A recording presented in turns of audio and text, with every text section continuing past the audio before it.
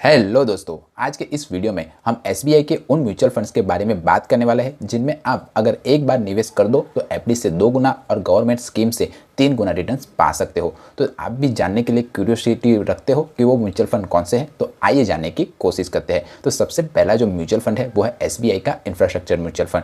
अब इस mutual fund ने 1 साल में 31.6% का, 3 साल में 31.8% का, 5 साल में 18.3% का और ऑल ओवर 14.0% का रिटर्न्स अपने इन्वेस्टरों को लाकर दिया हुआ है। इतने अपने कैटेगरी एवरेज को 1 साल और 5 साल में बीट किया हुआ है। और जो म्यूचुअल फंड अपने कैटेगरी एवरेज के बेंचमार्क के रिटर्न से अच्छा रिटर्न्स लाकर देता है वो मेरे हिसाब से तो एक अच्छा म्यूचुअल फंड माना जाएगा। पर ये एक high risk taking particular sector mutual fund है, यानी कि ये इन्वेस्टरों के पैसे को इंफ्रास्ट्रक्चर यानी कि जो कंस्ट्रक्शन कंपनियां होती है उसमें इन्वेस्टरों के पैसे को ये निवेश करता है। जैसे कि इसने इन्वेस्टरों के पैसे को Reliance industry, L&T, Torrent power जैसी कंस्ट्रक्शन कंपनियों में निवेश किया हुआ है इन्वेस्टरों के पैसे को। तो अगर ये पर्टिकुलर सेक्टर में अगर डाउनफॉल आया तो ये म्यूचुअल फंड आपको नेगेटिव रिटर्न्स भी लाकर दे सकता है। तो अगर आप बिगिनर हो तो इस तरह के म्यूचुअल फंड में इन्वेस्टमेंट करने से पहले 10 बार सोचिएगा। अगर आप इस म्यूचुअल फंड में अपनी इन्वेस्टमेंट को स्टार्ट करते हो और 1 लाख रुपए इस म्यूचुअल फंड में अगर लगा देते हो तो और अगर हम रिटर्न्स एवरेज पकड़ के 19% का भी पकड़ के चले तो 1 साल के अंदर आपने जो 1 लाख रुपए निवेश किया होगा उसकी वैल्यू अराउंड 1,31,630 रुपीज़ हो जाएगी।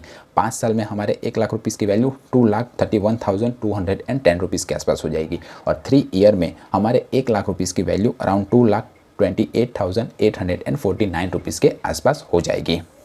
तो अगर आप एक रिस्क टेकिंग कैपेबिलिटी वाले पर्सन हो तो इस तरह के म्यूचुअल फंड में लमसम इन्वेस्टमेंट करने के बारे में सोच सकते हो। अब जो दूसरा म्यूचुअल फंड है वो है एसबीआई का स्मॉल कैप म्यूचुअल फंड, जिसने अपने इन्वेस्टरों को 1 साल में 25.9% का, 3 साल में 37.1% का, 5 साल में 21.8% का और ऑल ओवर 25.6% का रिटर्न्स लाकर दिया हुआ है। और अगर आप भी इस म्यूचुअल फंड में 1 लाख रुपीज़ इन्वेस्टमेंट कर देते हो तो 10 सालों के अंदर आपके 1 लाख रुपीज़ की वैल्यू अराउंड 6.19 लाख रुपीज़ हो जाएगी। पर आप इस बात को ध्यान रखिएगा, हमने जो यहाँ पर रिटर्न्स 20% का लिया हुआ है वो फिक्स रिटर्न्स लिया हुआ है जो आपको हर साल मिलेगा, ऐसा हमने मान के चला है। पर ये म्यूचुअल फंड आपको 20% का रिटर्न्स हर साल देगा, इसकी कोई गारंटी नहीं है। अगर मार्केट अच्छा रहा तो आपको 20% से ज़्यादा रिटर्न्स भी मिल सकता है और अगर मार्केट में डाउनफॉल आया तो ये म्यूचुअल फंड आपको 20% से कम रिटर्न्स भी लाकर दे सकता है। तो आपके पास अगर एक्स्ट्रा मनी हो और आप रिस्क टेकिंग कैपेबिलिटी वाले पर्सन हो तभी इस तरह के म्यूचुअल फंड में लमसम इन्वेस्टमेंट करने के बारे में सोचेगा।